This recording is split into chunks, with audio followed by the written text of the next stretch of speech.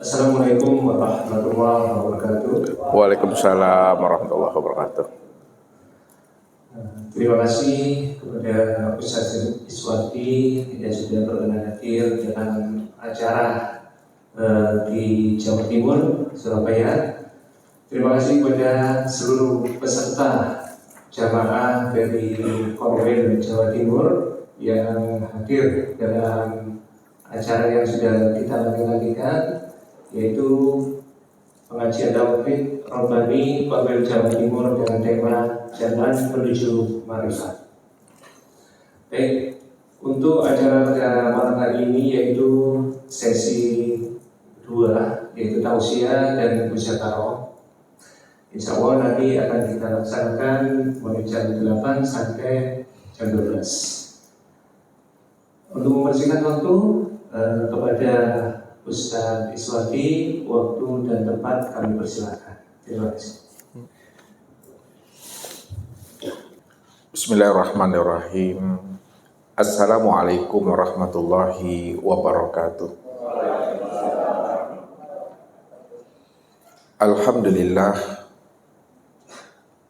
Alhamdulillahilladzi nawwir qulubana binuri ma'rifati wal yakin wa adkhilna ma'al awliya'i was solihin.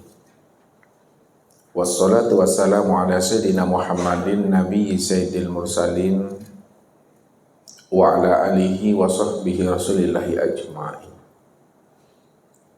Faqala Allah ta'ala bil Qur'anil Karim, a'udzu billahi minasyaitonir rajim, bismillahirrahmanirrahim. Sanurihim ayatina fil afaq wa fi anfusihim hatta yatabayyana lahum annahul haqq. Wa bil ardi ayatul lil mukminin wa fi anfusikum afala tubsirun. Shadaqallahul adzim. Bapak Ibu, saudara-saudaraku jamaah tauhid Rabbani Jawa Timur, Surabaya yang dirahmati Allah. Tiada seidah kata dan semulia ucapan, marilah kita senantiasa bersyukur, berzikir dan bertafakur kepada Allah Azza wa Jalla yang menggenggam jiwa raga kita dalam setiap waktu, setiap saat, bahkan setiap detik daripada perjalanan kehidupan kita di alam dunia ini, tidak lepas daripada pengawalan dan pengawasan Allah Rabbul Izzati. Wa rabbuka bikulli syai'in hafiz. Bahwa sesungguhnya Allah itu adalah zat yang senantiasa maha mengawal dan maha mengawas. Tentunya kehadiran Allah itu sebagai zat yang senantiasa maha mengawal dan mengawas, asma wa ara. Dia senantiasa maha mendengar apa yang terbetik, terlintas di dalam hati dan apa yang tersirat di dalam hakikat rahasia diri. Ya'lamu ma fi qulubikum. Ia senantiasa maha mengetahui yang tersurat dan yang tersirat di dalam rahasia setiap diri hambanya. Karena memang dialah yang menjadi rahasia dari setiap diri hamba. Wa ara. Dan ia juga senantiasa maha melihat dari setiap aktivitas dan perbuatan yang diperbuat oleh hambanya. Apakah hambanya itu selalu istiqomah berjalan dan meniti di atas jalan hidayah dan petunjuknya? Atau sebaliknya, ia berjalan dan meniti di atas jalan dosa dan maksiat. Maka Allah katakan, wala ta'maluna min amalin illa kunna alaikum syuhuda. Tidak ada sebesar zarah pun aktivitas dan perbuatan yang kamu lakukan, mulai sejak kita bangun pagi di waktu subuh hingga kita kembali tidur kembali di waktu tengah malam, melainkan aku yang menjadi saksi, aku yang menjadi bukti, dan aku yang menjadi dalil dari setiap apa yang kamu lakukan, kata Allah. Wa kafa billahi syahida. Maka cukuplah aku menjadi bukti, dalil dan saksi bagi diri. Salawat dan salam kepada baginda Rasul Nabi Muhammad sallallahu alaihi wasallam. Allahumma sholli ala Muhammad wa ala ali Muhammad. Bapak Ibu, saudara-saudaraku, Jamaah Tauhid Rabbani Surabaya yang dirahmati Allah. Apapun macam dan bentuk ibadah dan ketaatan yang kita kerjakan sampai habisnya usia umur kita meninggalkan alam dunia ini, maka kerjakanlah ibadah itu di atas pengenalan diri kita itu kepada Allah. Atau dirikanlah ibadah itu di atas ma'rifatullah. Jikalau ibadah yang kita kerjakan tidak kita kerjakan di atas ma'rifatullah, pengenalan akan Allah dengan pengenalan yang sempurna zahir dan batin, maka berapa tahun pun kita beribadah, mungkin ada yang 30 tahun, ada yang 40 tahun, ada yang 65 tahun. Apabila ibadah yang dikerjakannya itu tidak atas dasar pengenalan Allah sempurna zahir dan batin, maka ibadah yang dikerjakan puluhan tahun itu menjadi ibadah yang bernilai kosong. Ibadah yang hampa, ibadah yang sia-sia. Maka ini yang diutarakan oleh baginda Rasul. La tasihul ibadah illa bima'rifatil ma'bud. Tidak sah ibadah yang kita lakukan, yang kita dirikan dan kita kerjakan, kalau kita tidak mengenal yang kita sembah. Maka baru ibadah yang kita lakukan itu bernilai ibadah. Apabila ibadah kita itu benar-benar ibadah yang sudah menyaksikan Allahnya dari setiap ibadah dan ketaatan yang kita lakukan. Maka ini yang disampaikan oleh baginda Rasul kepada umat. Apa kata beliau? Sayati zamanun ala ummati yusalluna wa la yusallun. Akan datang nanti suatu zaman dan masa terhadap umatku, di mana dia banyak mendirikan ibadah salat. Dia hanya beribadah yang wajib dan yang sunnah. Akan tetapi sebenarnya dia belum mendirikan ibadah salat. Dia hanya sebatas mengerjakan perbuatan salat, tapi dia belum salat. Mana yang dikatakan perbuatan salat? Yang dikatakan perbuatan sholat itu aqwalun wa af'alun muftatahatun bitakbiri wa muhtatamatun bitaslim. Adalah yang dikatakan perbuatan sholat itu beberapa ucapan dan perbuatan yang diawali dengan takbir, ratul ikhram, dan diakhiri dengan salam. Kelihatan berdirinya, ruku, iktidal, sujud dan duduknya, namun mereka belum sholat. Di mana letak rahasianya? Karena Rasul menjelaskan kepada kita ini. Ada dua orang di antara umatku, kata Rasul. Dia sama-sama mendirikan sholat. Cara berdirinya sama, cara rukuknya sama, cara iktidalnya juga sama. Cara sujud dan duduknya tidak berbeda. Akan tetapi kata Rasul, kualitas sholat di antara dua orang umatku ini, kualitas sholatnya bagaikan langit dengan bumi. Apa maknanya kualitas sholat mereka berdua bagaikan langit dengan bumi?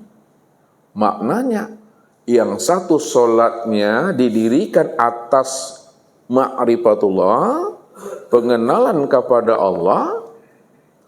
Yang satu sholat yang didirikan bukan atas ma'rifatullah, tidak mengenal akan Allah.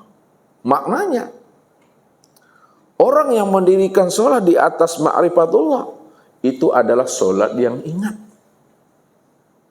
Sedangkan sholat yang didirikan bukan atas ma'rifatullah, pengenalan diri kepada Allah, itu adalah sholat yang mabuk, adalah sholat yang lalai. Bukankah Allah menjelaskan kepada kita ini? Wa aqimis sholata li zikri. Dirikanlah sholat itu untuk mengingat aku. Jadi hakikat sholat adalah ingat. Kalau dia di dalam sholatnya tidak ingat akan Allah, maka dia hanya sebatas mengerjakan perbuatan sholat. Batang tubuhnya yang sholat dalam bentuk gerakan-gerakan, berdiri, ruku, i'tidal, sujud, dan duduk. Namun hatinya, ruhaninya belum hadir kepada Allah. Kalau hati dan rohani belum hadir kepada Allah, maka belum dikatakan dia itu mendirikan sholat. La sholata illa bihudurul qalbi. Tidak sah sholat, belum dikatakan sholat, kalau hatinya itu belum hadir kepada Allah. Bagaimana dia akan bisa menghadirkan hati dan rohaninya untuk ingat Allah kalau dia belum mengenal Allah? Maka kunci ibadah yang sah, kunci ibadah yang diterima itu bukan hanya sekedar dan sebatas terpenuhi syarat dan rukunnya sholat yang 13 itu. Walaupun di dalam sholatnya terpenuhi syarat dan rukun 13, tapi kalau hati tidak hadir kepada Allah, hati tidak terhubung kepada Allah, maka sholatnya itu termasuk sholat yang fawailul lil musallin. Itu adalah sholat yang lalai. Sholat yang lalai itu dikatakan sholat yang mabuk. Padahal sholat yang mabuk, apa kata Allah? La taqrabus sholah wa antum sukara. Jangan kamu dirikan sholat kalau dirimu itu dalam keadaan mabuk. Mabuk bukan karena dia minum minuman keras, tapi mabuk karena dia tidak mengenal akan hakikat rahasia sholat. Dia tidak sadar siapa yang berdiri tidak betul. Dia tidak memahami siapa yang ruku, siapa yang i'tidal, siapa yang sujud, dan siapa yang duduk. Ketika mereka tidak mengenal dan memahami hakikat tumaknina yang berdiri, ruku, i'tidal, sujud, dan duduk, itu adalah sholat yang mabuk, sholat yang fawailul lil musallin. Neraka wil bagi orang yang sholat. Bagi orang yang merasa dirinya lah yang mengerjakan sholat. Itulah yang dikatakan orang yang merampok haknya Allah. Dia mudah mengatakan suatu kalimat la haula wala quwata illa billah, tapi tanpa disadarinya dia sudah mempermainkan dan memperolok-olok Tuhannya. Dalam ucapannya, dalam tutur katanya, dia berani mengatakan, ya Allah, tidak ada kudratku, tidak ada iradatku, tidak ada daya dan kemampuan aku ya Allah, melainkan semata-mata kudrat, iradat, daya dan kemampuan Engkau ya Allah. Itu kata lisannya. Tapi kenyataan yang ada di dalam hati dan rohaninya, dia yang merasa yang mendirikan sholat, dia yang merasa yang takbir, dia yang merasa yang berdiri, dia yang merasa yang ruku, i'tidal, sujud, dan duduk. Ketika itu tanpa dia sadari, dia sudah merampok Allah dan dia sudah mempermainkan Allah. Atau dia sedang memperolok-olok Tuhannya. Maka disinilah Bapak Ibu, kalau kita ingin ibadah kita itu ibadah yang sah, ibadah yang diterima, maka hendaklah kita itu mengenal Allah dengan pengenalan yang sempurna, supaya ibadah kita itu menjadi ibadah yang sah di matanya Allah.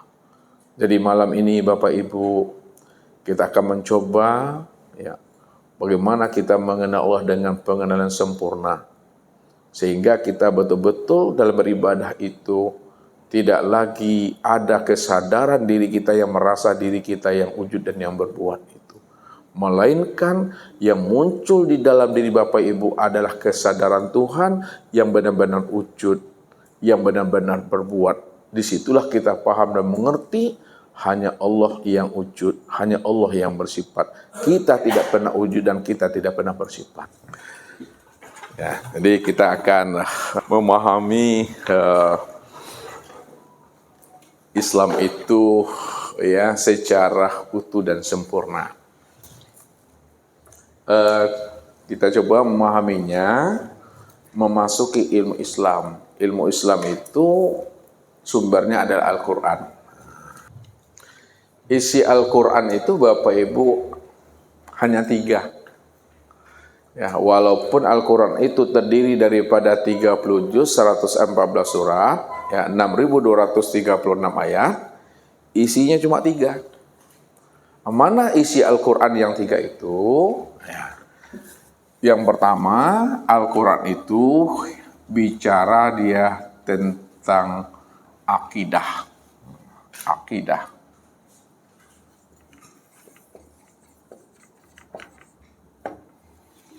Yang kedua, dia bicara tentang ibadah. Yang ketiga, dia bicara tentang akhlak. Ini isi Al-Quran. Akidah, ibadah, dan akhlak. Rasulullah menyampaikan kepada umat ini, ya, bahwa akidah yang dihantarkan oleh Al-Quran, maka Nabi menyebutnya dengan iman. Nabi menyebutnya dengan iman. Ibadah yang disampaikan oleh Al-Quran, maka Nabi menyebutnya dengan Islam.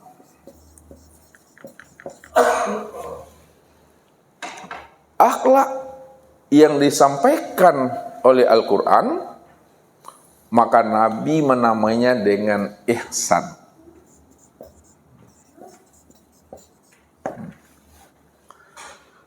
Jadi ibadah di dalam Al-Quran, Islam menurut Nabi. Akhlak menurut Al-Quran, ihsan dalam penyampaian Nabi. Akidah menurut Al-Quran, iman dalam pandangan Nabi. Yang kedua, apa ilmu yang mempelajari tentang akidah, ibadah, dan akhlak? Sebagai sumber hukum tadi.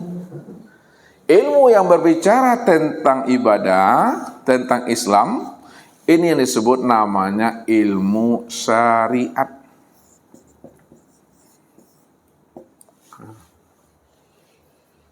Sedangkan ilmu yang berbicara tentang akhlak dan ihsan, ini disebut namanya dengan thariqat.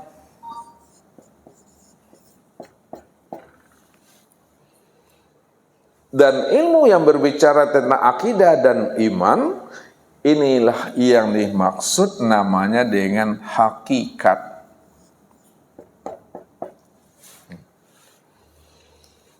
Jadi syariat itu berbicara tentang ibadah, berbicara tentang Islam. Thariqat itu berbicara tentang akhlak dan ihsan, hakikat itu berbicara tentang akidah dan iman. Jadi ilmu yang berbicara tentang syariat, ibadah dan Islam itu, inilah yang dihantarkan oleh para ulama yang disebut namanya dengan ilmu fikih. Jadi ilmu fikih itu ilmu yang berbicara tentang aturan, hukum-hukum syar'i, hukum-hukum syarak, hukum-hukum taklifi, halal, haram, sah, batal, mubah. Ya. Dia berbicara tentang sholat, dia berbicara tentang puasa, tentang zakat, tentang haji, tentang kurban. Ya, berbicara dengan tentang muamalah, tentang nikah. Ya. Semuanya itu yang disebut namanya ilmu fikih. Makanya ilmu fikih itu jangkauannya, ranahnya yang kena hukum halal, haram, sah, dan batal itu berkaitan langsung Bapak Ibu pada tubuh jasmani. Nih, pada tubuh jasmani. Maka tubuh ini yang kena hukum. Kalau tangan ini mencuri, maka tangan itulah yang kena hukum. Karena memang tangan yang nampak kelihatannya mencuri. Tangan yang kena potong. Itu ilmu fikih. Yang kedua, ilmu thariqat yang berbicara tentang akhlak dan ihsan, maka disebutlah namanya dengan tasawuf. Tasawuf. Jadi ilmu tasawuf itu ranahnya dia berbicara tentang seluk-beluk hati. Seluk-beluk hati.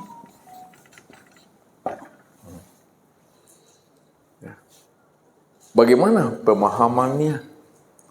Kalaulah batang tubuh kita ini Bapak Ibu bagus syariatnya, ya, hadisnya sahih, hadisnya mutawatir, bagus fisik ini. Namun apabila hatinya itu ujub, hatinya itu dengki, sum'ah, gibah dan namimah, maka apapun macam bentuk ibadah yang diperbuat oleh anggota tubuh ini menjadi ibadah yang hampa dan sia-sia. Kenapa? Karena hatinya itu kafir. Makanya supaya hati kita itu benar-benar ada sifat sabarnya, ada sifat ikhlasnya, ada sifat ridhonya, ada sifat tawaduknya dan tadaruknya, wajib kita memahami namanya ilmu thariqat tasawuf supaya hati kita itu ada sifat tawadu, tawakal, sifat namanya sabar dan ikhlas itu. Tidak ada lagi namanya dendam-dendam kusumat, tidak ada lagi namanya sifat dengki itu. Kan sia-sia amal ibadah kita Bapak Ibu. Kita dikatakan namanya orang masjid, orang surau, orang langgar. Kita dikatakan ahli ibadah, tapi hatinya kafir kepada Allah. Maka tak ada gunanya. Maka wajib Bapak Ibu kita memahami namanya tasawuf, karena dia akan berbicara namanya tentang akhlak ini. Itulah yang dikatakan yang zohir ini menunjukkan yang batin. Yang zohir menunjukkan yang batin. Apa yang diperbuat oleh anggota tubuh itulah sebenarnya kenyataan daripada perbuatan hati. Maksudnya bagaimana? Kalau hatinya kita Bapak Ibu, ya, mendapatkan nikmat, mendapatkan karunia, mendapatkan hidayah dan petunjuk, hati kita sedang berbunga-bunga, maka kelihatanlah pada fisik ini, pada wajah kita ini nampak kelihatan senyumnya senyum pepsodent. Lunak wajah ini. Ini yang dikatakan lunak gigi daripada lidah. Allah merahmatiku, Allah sayang kepada aku. Kenapa kita mengatakan Allah merahmatiku, Allah sayang kepada aku? Karena hati ini sedang berbunga-bunga, sedang senang mendapatkan nikmat dan karunia. Maka nampak biasnya, nampak pancarannya itu pada anggota tubuh kita ini. Akan tetapi apabila hati kita ini bermasalah, mendapatkan ujian yang bertubi-tubi, anak sakit, suami bermasalah, suami baik, istri lari, bermasalah. Maka ketika hati bermasalah juga nampak kelihatannya pada fisik ini. Nampak wajah tuh manyun aja. Bakarui kan yang Bapak Ibu. Apabila ngomong lantang-lantung sing itu bahasa Ustaz. Mengecek itu tidak tahu ujung pangkal. Mudah marah, mudah emosi.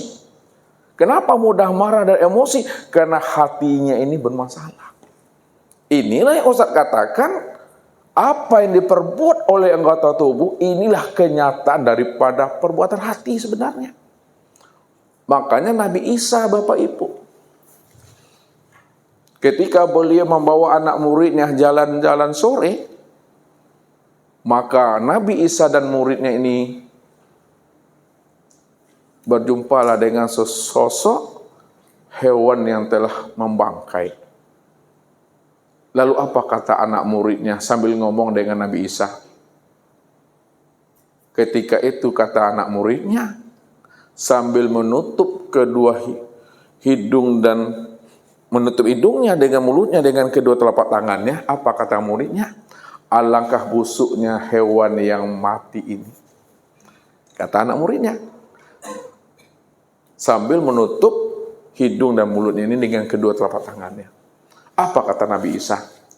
Alangkah putihnya gigi hewan yang mati ini. Anak muridnya mengatakan apa tadi Bapak Ibu?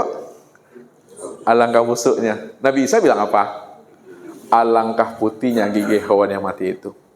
Lalu Nabi Isa pun melanjutkan pembicaraan. Apakah hewan yang mati ini adalah ciptaan Allah? Benar, wahai Nabiullah Isa, hewan yang mati itu juga adalah ciptaan Allah. Kalaulah hewan yang mati itu ciptaan Allah, maka ciptaan Allah itu selalu ada sisi baiknya. Namun kenapa kamu tidak mampu memandang sisi terbaik dari apa yang diciptakan Allah? Lalu apa kata Nabi Isa? Sesungguhnya manusia ini selalu mengeluarkan apa yang ada di dalam hatinya dan apa yang ada di dalam akal pikirnya.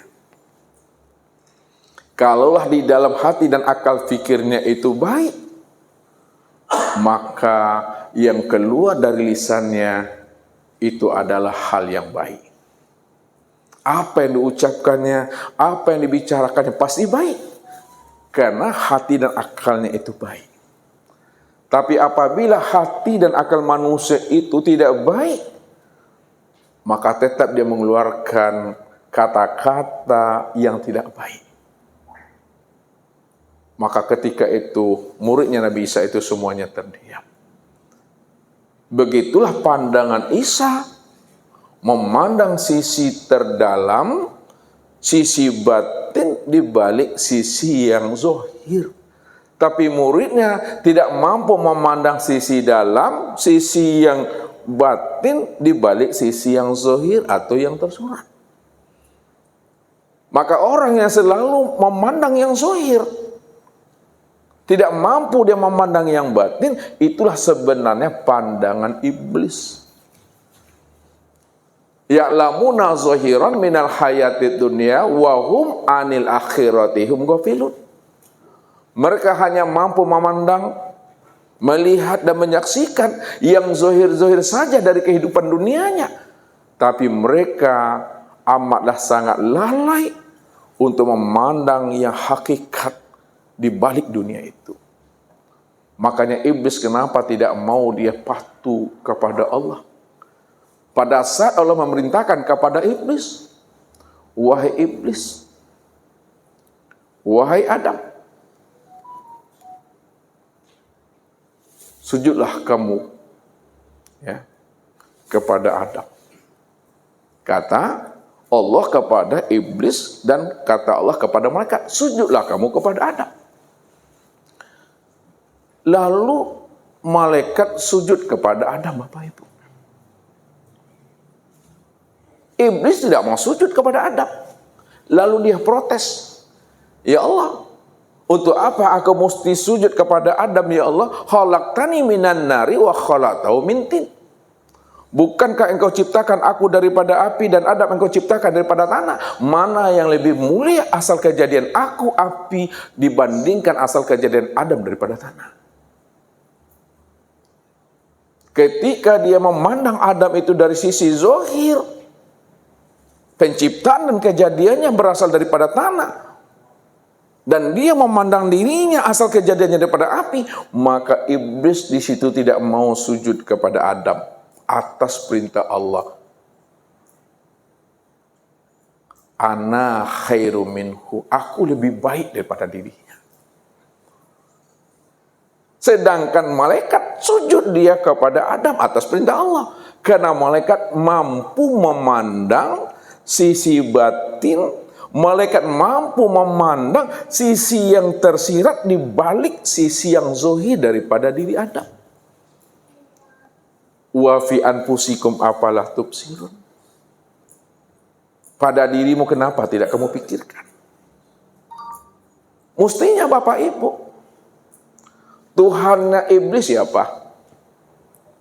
Tuhannya malaikat? Tuhannya Adam?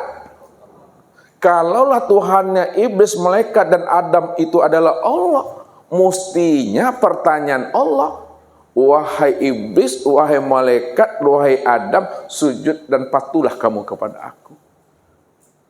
Tapi kenapa Allah tidak mengatakan itu? Iblis, malaikat, Adam, kamu mesti sujud kepada aku karena aku Tuhanmu. Namun apa kata Allah? Wahai malaikat, wahai iblis, tak perlu kamu sujud kepada aku, tapi sujudlah kepada Adam. Sujud kepada Adam, sudah sama kamu sujud kepada aku. Lalu siapa Adam itu yang sebenarnya?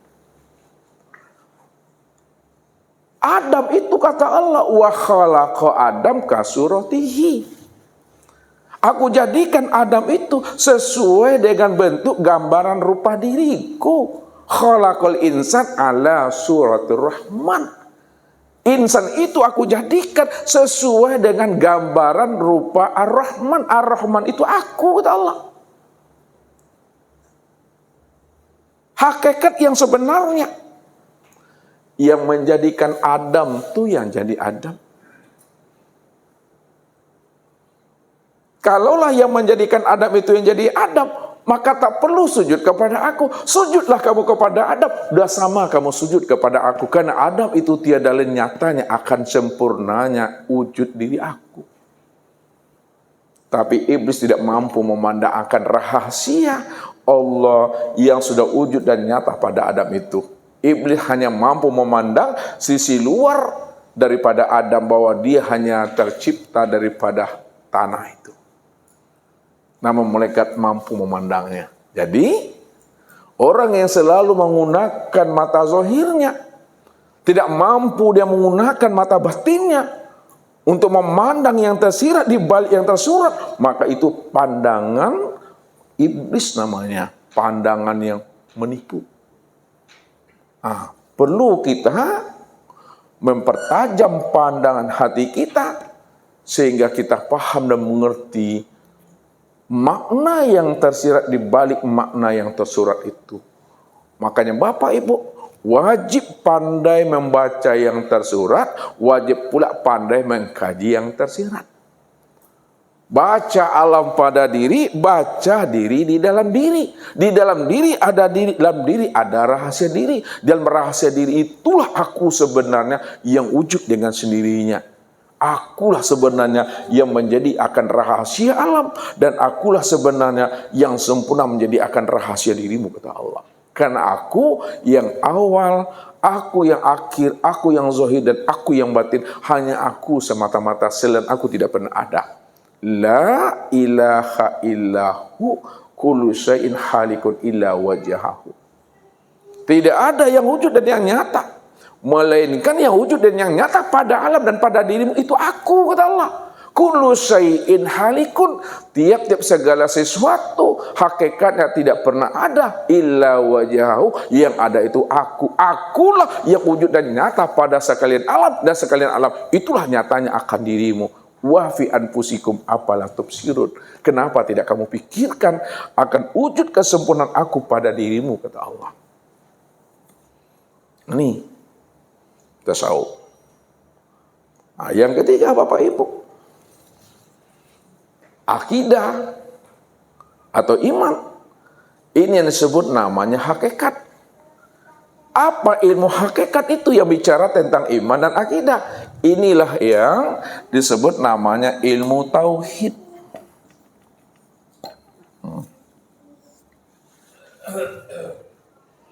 Ilmu tauhid itu ranahnya itu adalah ruh. Maka wajib kita memurnikan Ibadah dan ketaatan kita itu hanya Allah semata-mata. Wa'budullaha wa la tusyriku bihi syai'a. Sembahlah Allah dan jangan kamu mempersekutukan Allah dengan sesuatu. Tauhid itu maknanya mengesahkan Allah, memurnikan Allah. Apa makna mengesahkan dan memurnikan Allah?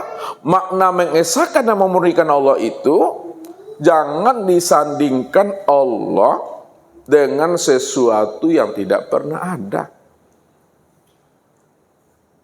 Kalau sesuatu itu hakikatnya tidak pernah ada, maka jangan disandingkan aku dengan sesuatu yang tidak pernah ada, karena yang ada punya aku. Kalau kamu sandingkan aku dengan sesuatu yang tidak pernah ada, padahal yang ada itu aku, disitulah letaknya syirik itu. Jadi syirik itu Bapak Ibu, makna hakikatnya, jangan sampai ada diri yang lain selain dirinya.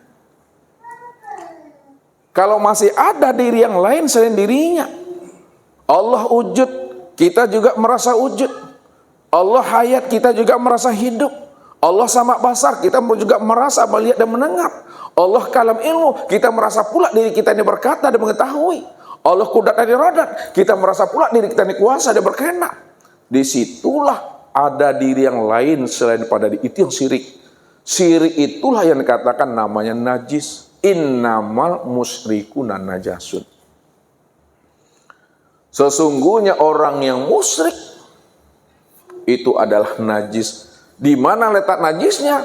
Ketika dia tidak mampu mengenal akan Allah yang wujud dan nyata pada segala yang ada, sempurna pada dirinya. Pada saat dia tidak mengenal akan Allah, hanya dia satu-satunya, di situ letaknya syirik itu.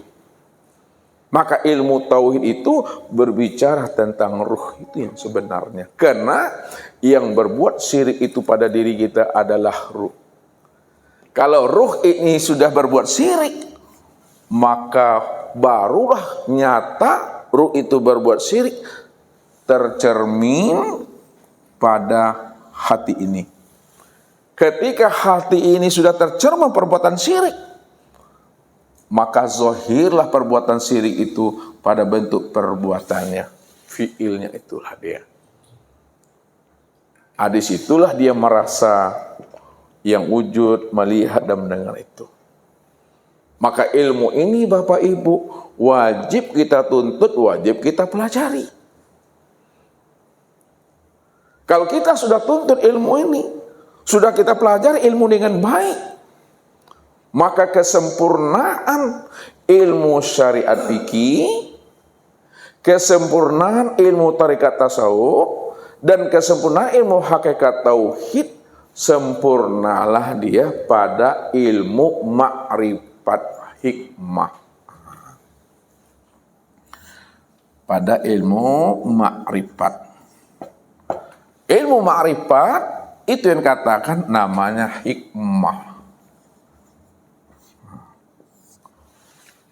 Maka orang yang sudah memahami akan ilmu ma'rifat hikmah, barulah terbuka namanya sir. Sir apa artinya Bapak Ibu? Rahasia. Terbukalah rahasia ruh. Terbukalah rahasia hati. Terbukalah rahasia tubuh. Apa maknanya terbuka rahasia ruh, hati dan tubuh? Rupanya tubuh inilah sebenarnya tempat memandang nyatanya af'al Allah.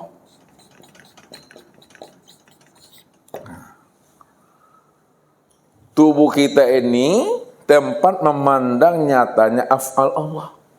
Ini yang Allah katakan, wallahu khalaqakum wa ma ta'malun. Kul kullu min indillah, ma indakum yanfadu wa ma indallahi baqi. Apa maknanya? Wallahu khalaqakum wa ma ta'malun.